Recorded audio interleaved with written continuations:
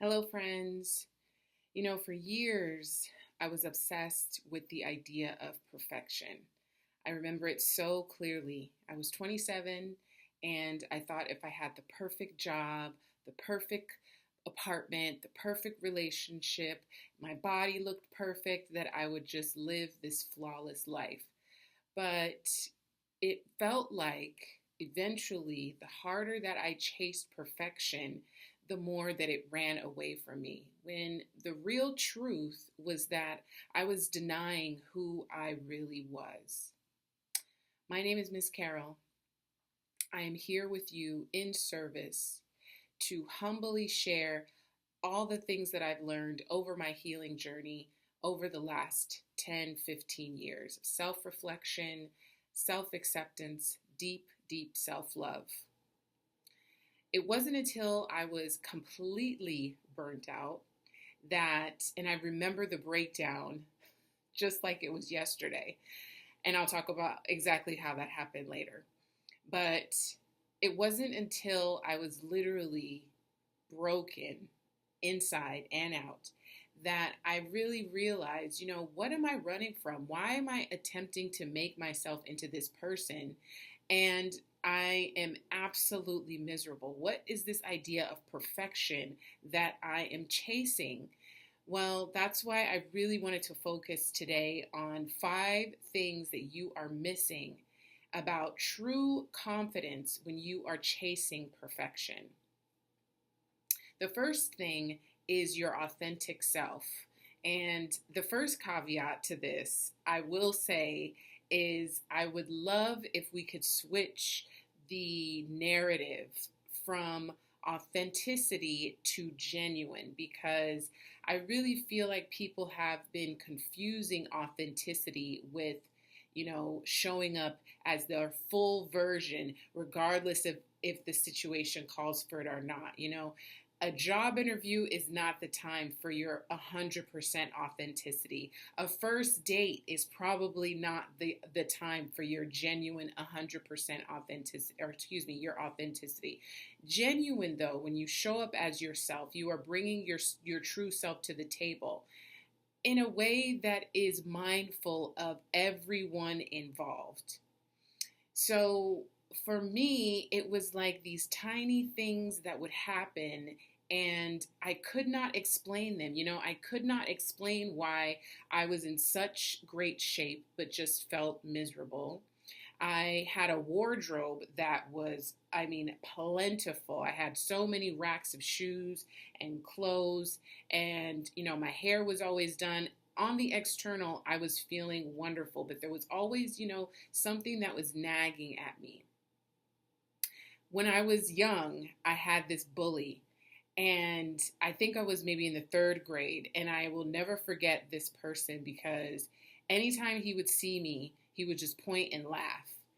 And it really gave me a complex about walking into a room where people were laughing and I didn't know what was happening, why people were laughing.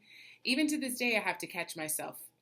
But, I really did have to do the work to really uncover, okay, why am I taking everything so personally? Why can't I just show up as my genuine self? Why is it that I am so capable of showing everyone compassion and forgiveness and grace, but I'm unable to give those things to myself?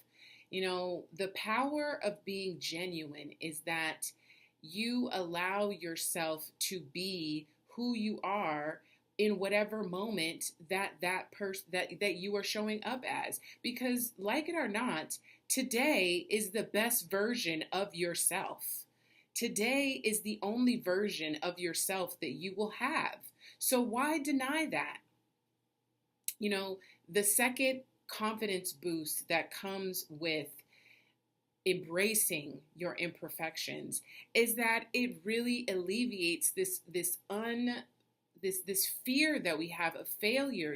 We are so scared to just fail, that we don't even try. We don't even put our hat in the ring because we are so scared of failure. But failure is a part of it. This is why people gain the wisdom and the clarity of their spirit is because they have the courage to fail time and time again.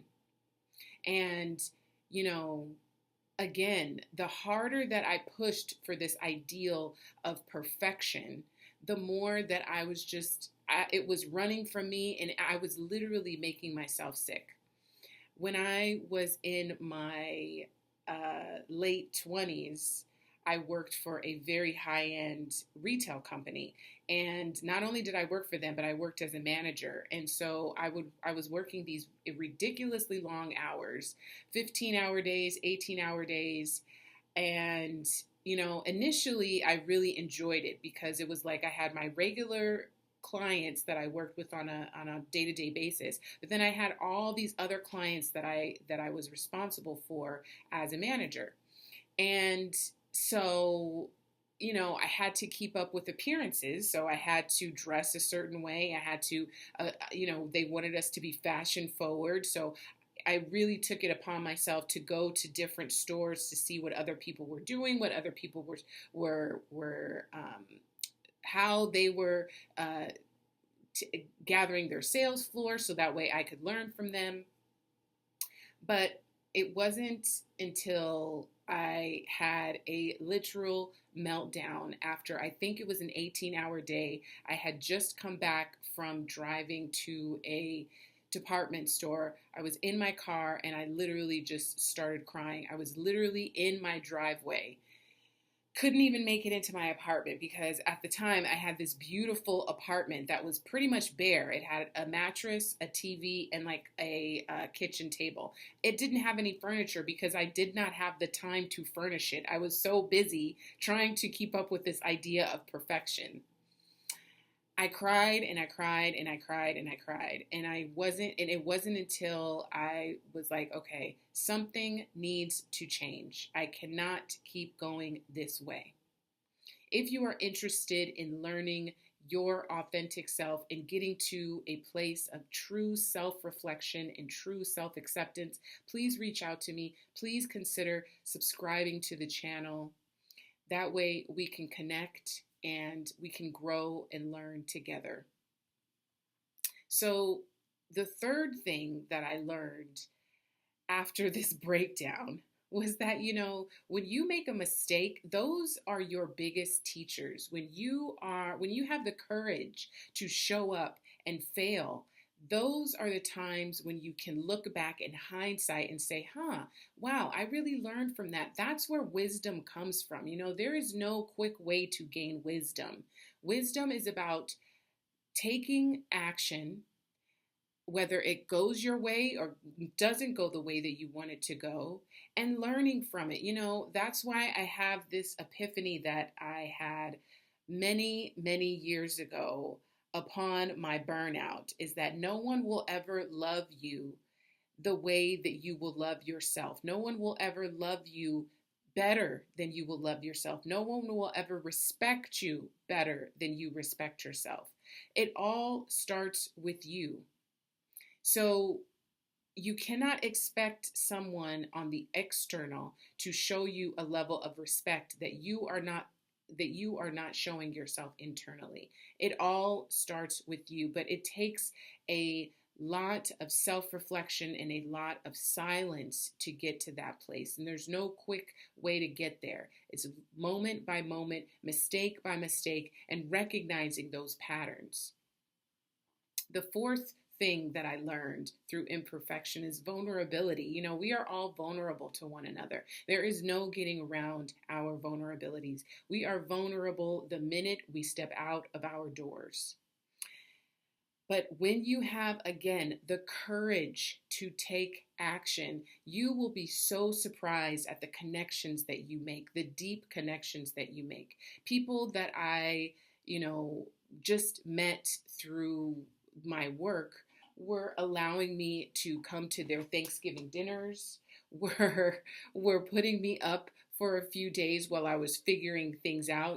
People really do want to help you, but you really do have to make yourself available. How do you make yourself available? By being vulnerable, by sharing honestly what is going on with you. Now, Being vulnerable with the wrong people can be extremely devastating. So be mindful that you are not sharing these vulnerabilities with those that they are unable to trust. But when you come across someone who you know you can trust, who feels like has your best interest at heart, share with them. Allow them to help you, because love is about giving and receiving. The depth of which you are able to give is measured by the depth of which you are able to receive. Vulnerability. And the last thing, it frees you up to be creative when you are not trying to hold on to this image of perfection. You can say, okay, well, maybe if I live in this studio apartment. Maybe if I let my lease go up, run out of this apartment, and I rent this studio apartment, then I can get to this place. And you have to allow life to bring it forth, that creativity within you. But when you are so focused on, okay, things have to be this way, things have to go this way, you are not in the driver's seat of your life. You are in the driver's seat of the creator of the universe. And that is not our place. That is not your business. Your business is to be here, be present, to love to the deepest of your capability, and to move forward with the reverence and the grace and the trust that you know that you are supported, because you are. That creativity is only possible when you let go of this idea of perfection. And it is especially hard on women because we are fed all of these images of what we are supposed to look like, how we were supposed to operate. So, how are you embracing imperfection? What are the ways that you can learn from your failures? What are the ways that you've learned from your mistakes? Who do you want to prioritize being in the next 30 days? Who would you like to become next year? What do you want to learn about yourself? What how can you deepen your spirit? Again, my name is Miss Carol. I am thankful that you have decided to join me. Please reach out to me again if you have any questions. I love you, my friends. You are doing the work. Be well.